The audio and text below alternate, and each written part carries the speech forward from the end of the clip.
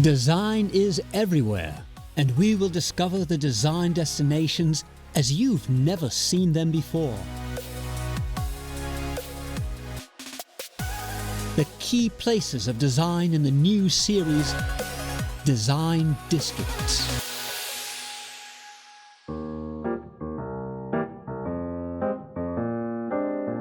The Ville Lumière, city of poets, free thinkers, artists, painters, and musicians. Bienvenue à Paris. Bright lights and glamorous atmosphere, but always a bit bohemian, this is a place of inborn elegance and vivid imagery. The cradle of the Enlightenment and Impressionism, but no less importantly of Art Nouveau, the movement straddling the 1800s and 1900s that laid the groundwork for the modern aesthetic of French style in both architecture and the applied arts. This deeply rooted cultural heritage has developed into a decorative attitude that sets the tone of design made in France today, which along its growth curve has led to extraordinary results in the field of interior design. Just observe the vast range of French and Parisian creative talents that have made their mark on the international scene to date. Philippe Starck, Gilles and Boissier, Jean-Philippe Noël, Jean Nouvel, just to name a few, whose creations punctuate the French capital like the contemporary echoes of an equally glorious past where the concept of the avant-garde lives on. I think that the power of Milan is really about design, especially because you still have a big production brands. Brands in Italy, they are producer. I will say that in France, especially in Paris, we are a little bit different. We don't have so many producers. We have a lot of talented designers, we have a lot of talented interior designer, decorators, but the production is not so big. And sometimes, when we travel, a lot of people say, what is the difference between France and Italy? What is the difference between Milano and Paris in terms of fairs?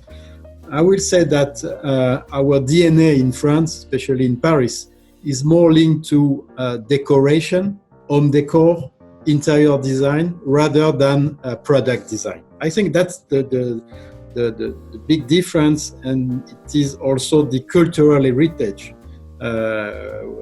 In France, we had a lot of what we call decorators, which is not something that you use generally in Italy, but the DNA is more about decoration than in terms of design. Design in Paris is transversality, is the connection we are able to do in Paris between different fields of creation. We have a long story of decorative arts, starting with the kings, with Louis XIV, Versailles, and La Galerie des Glaces and everything. This is a part of the story. But we have people working today in this tradition, in fact. You can have a line starting from them to them with people like, Jean Royer, and today Pierre Jovanovic or Joseph Durand. It's the connection. And the other point is the connection with fashion, the connection with art, the connection with industrial design, with the connection with creative industries globally. Paris is probably one of the strongest cities in terms of creative industry. I have the figures of around 300,000 jobs in the Paris region. People working in different fields of creative industry, including design. And the connection with all of this, it's very unique. You have your own ecosystem in Milan or in London, but in Paris it's very strong, the connection between these different fields.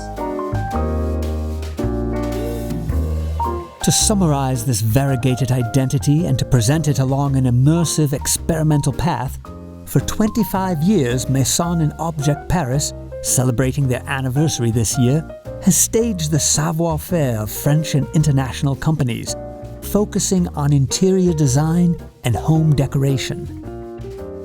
With 2 annual events in January and September, the program organized by Safi Salons has become an indispensable reference point for architects, designers, decorators, and design addicts.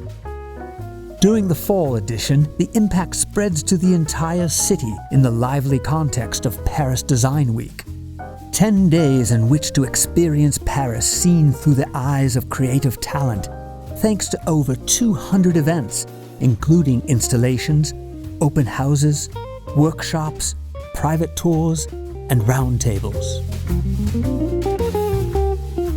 Regarding the connection between Maison&Objet and the city, we have been built through the years.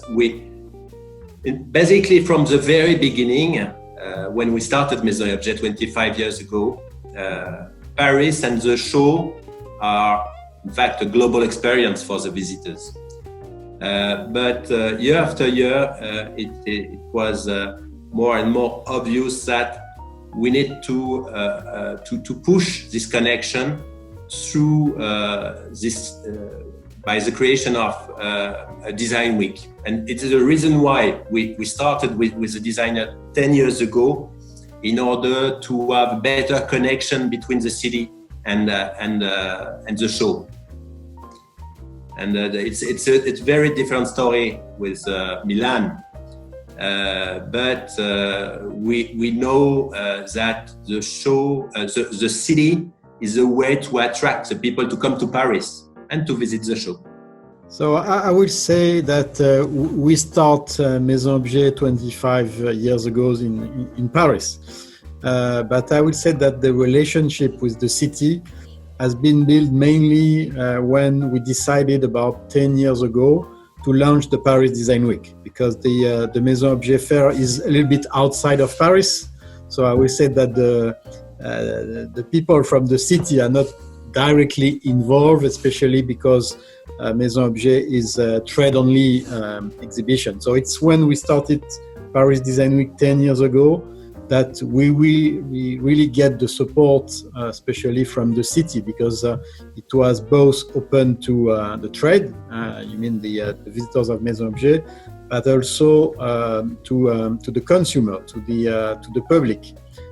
So the support of the city has been stronger when they discovered that Paris Design Week was also an opportunity for Parisians to discover design and decoration. And I would say that now, over the last 2 to 3 years, the partnership has been improved, especially because the city of Paris offers us the opportunity to give us location where we can do installation of design. So we are in between location and designer who wants to show their creativity.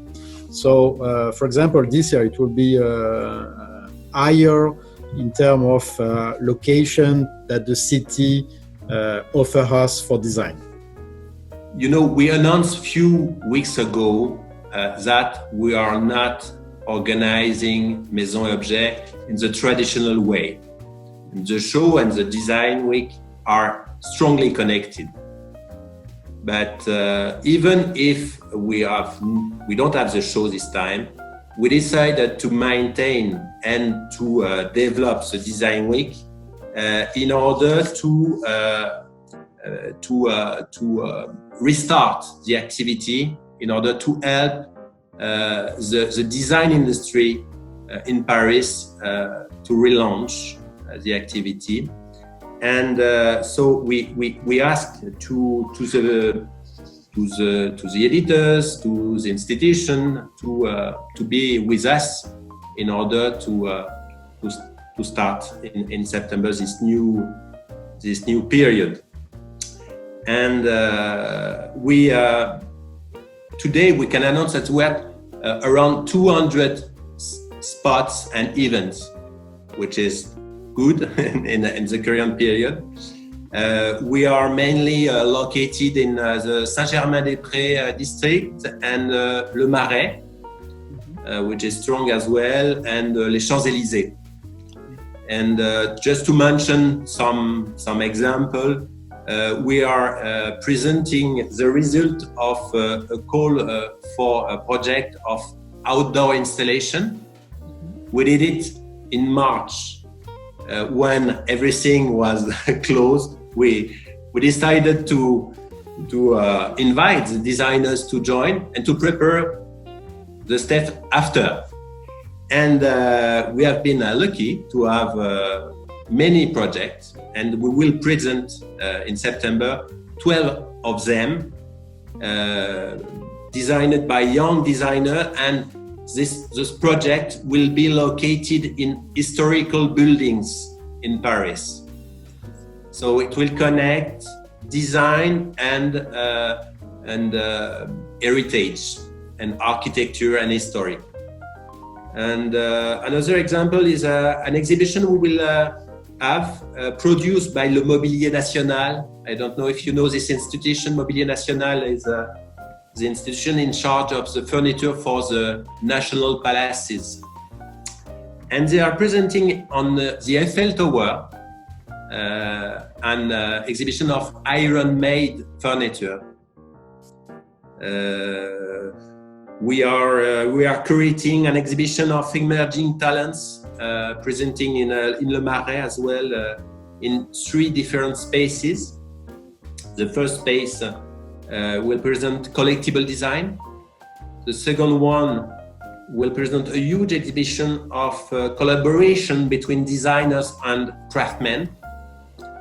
And in the third one, we will gather a selection of newly graduated designers from design school, Paris Design School.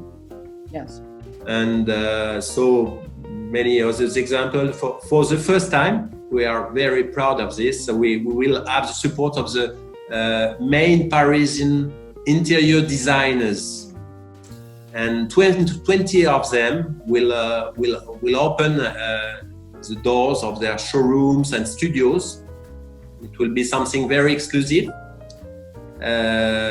mainly in Le Saint-Germain. They are mainly based here. We have installations in departments, shops, galleries, museums. And in addition to that, I would like to mention a new initiative we start this year. During this period of the Design Week, from the 2nd to the 12th of September, we will have in France the France Design Week. It's a network of events in different cities in France in order to highlight design and to connect the cities, policies to develop and to promote design. And for the first time, it's the very beginning, but it will be a long story to develop it. But for the very beginning, we will have Lille. You know, Lille is the city world design capital this year. We will have Lyon, Marseille, Bordeaux, and a total of 20 cities are connected to this network, and it will be just a start, but we hope that year after year it will become a rendezvous for all the people involved in the design industry.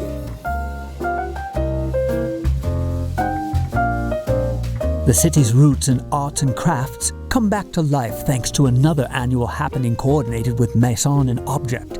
We're talking about Paris Deco Off, the off-site event in Paris, territory of textile editors. Between Rive Gauche and Rive Droit, Saint-Germain-des-Prés, Rue de Mail, and Place des Petits Pères, Paris Deco Off creates an evocative urban path involving over 100 showrooms. Just follow the colored luminaires to find the multicolored window displays of Yanelli and Volpi, Pierre Frey, Dedar, Elitis, Kadrat, Loro Piana, Agena, Missoni Home, Rubelli, Le Lièvre, just to name a few. It's easy to understand why Paris is one of the leading international cities of design with enormous potential and cosmopolitan appeal, a charm not even the big furniture makers, including those of Italy, find it hard to resist.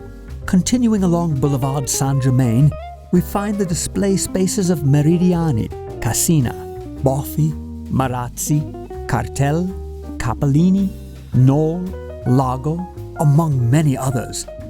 And major retailers like Silvera, the partner in the city for Polyform and Baxter. Each year, it is delighted that Paris Déco is promoting innovation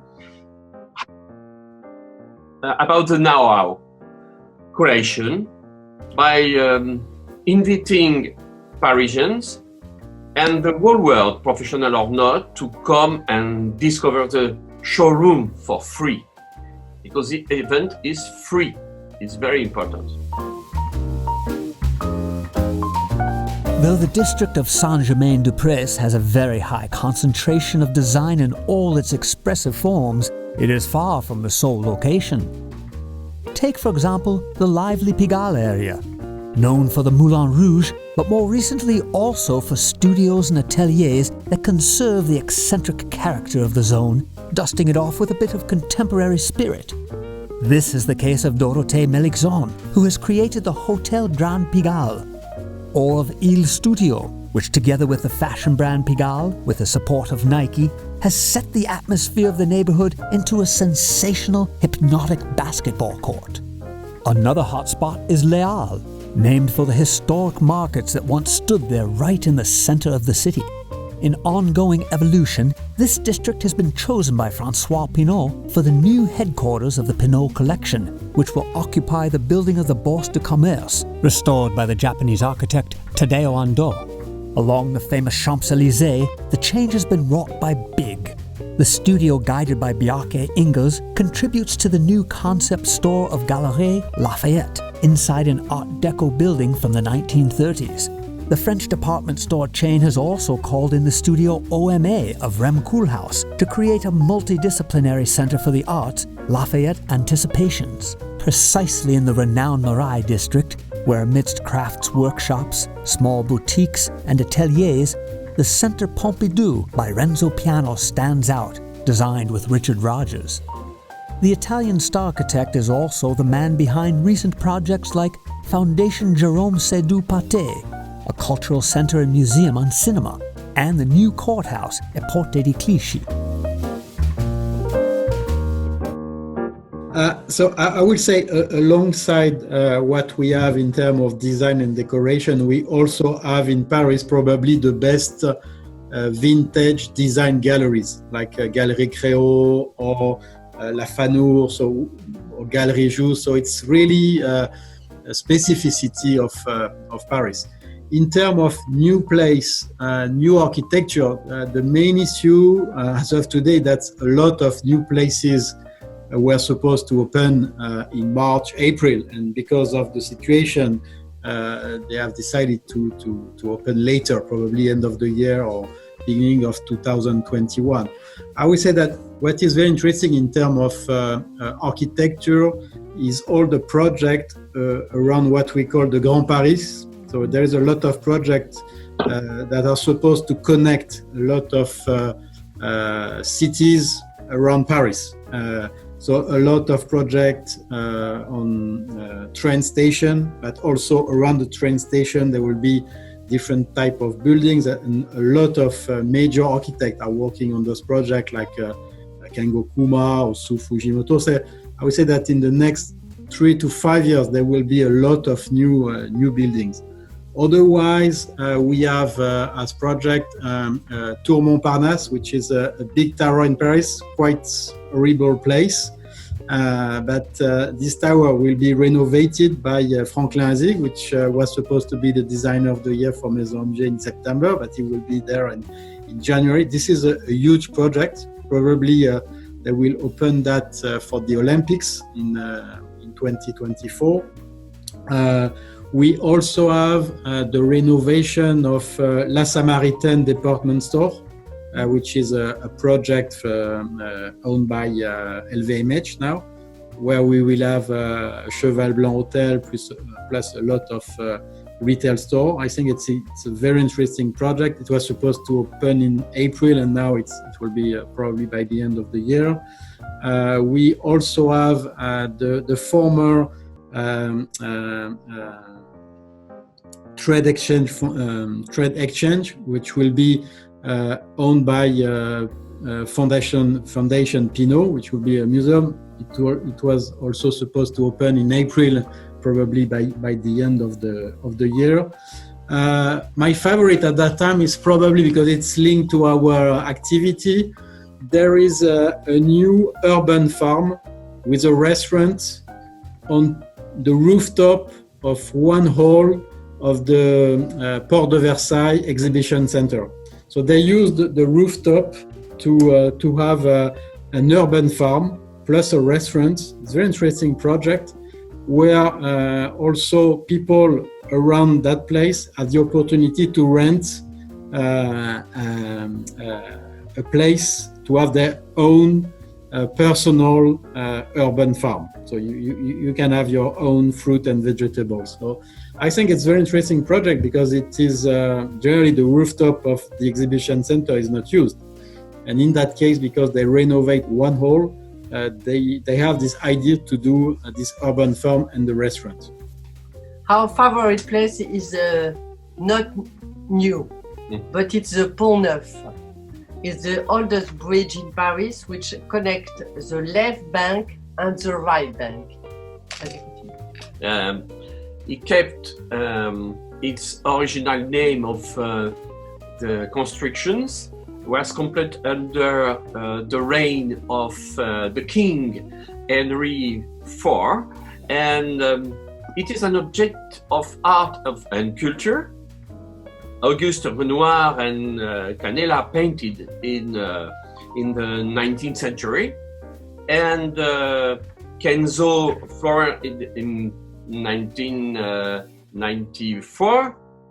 Since 1991, it has been listed on UNESCO and World Heritage, and this is a bridge fully represents Paris. And you remember, Christo organized something event on this bridge.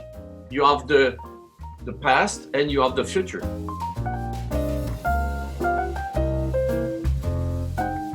Speaking of foundations, we should also mention the sensational foundation Louis Vuitton, with its 846 hectares in the heart of the Bois de Boulogne, a project by the American architect Frank Gehry as a project of private philanthropy of the LVMH Group for the promotion of art.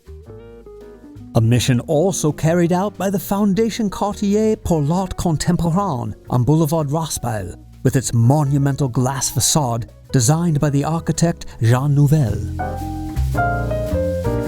We have many art foundations happening in Paris. We already have the Vuitton Foundation, the Lafayette Foundation, designed by Rem Koolhaas or designed by Frank Gehry.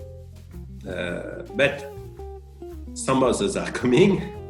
The Pinault Foundation will open in 2021, designed by Tadao Ando in the Leal district. The Emmerich Foundation. Emmerich Foundation is another art foundation. Will open in Boulogne.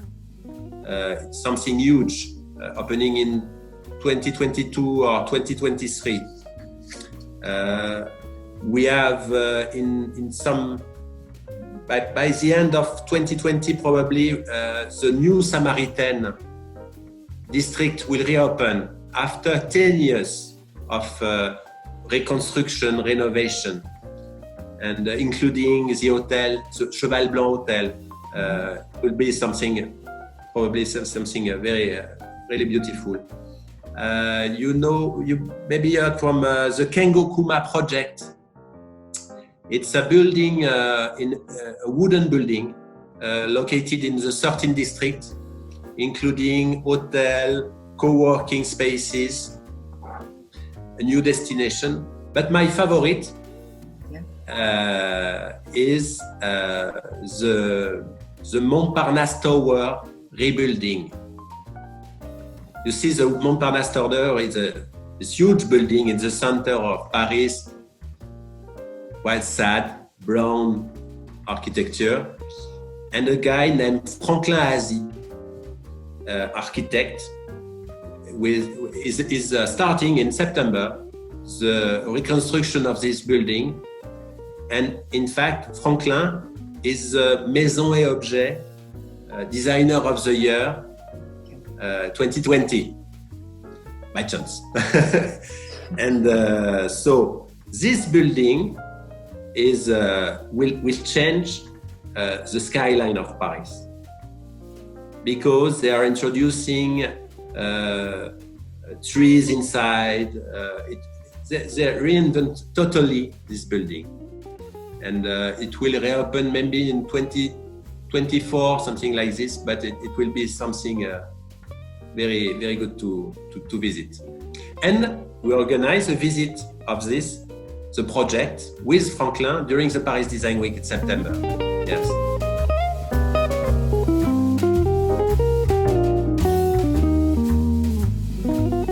It's interesting, because if you look at it was fantastic. I would say that's not the right word, but during the lockdown, we didn't have any people in Paris. And I think it was a fantastic opportunity to rediscover and to see the historical building in a different way. So I will say, even if I always try to project in the future, that one word for Paris, and it's just because I have this image when we were in lockdown, is probably cultural heritage or cultural buildings, you know. In fact, I cannot imagine to live in another city, to be honest. So it's my passion. It's really my passion. The light of the creation and everything creative in design, in decoration, and like that. Paris is art de vivre. Paris is art de vivre.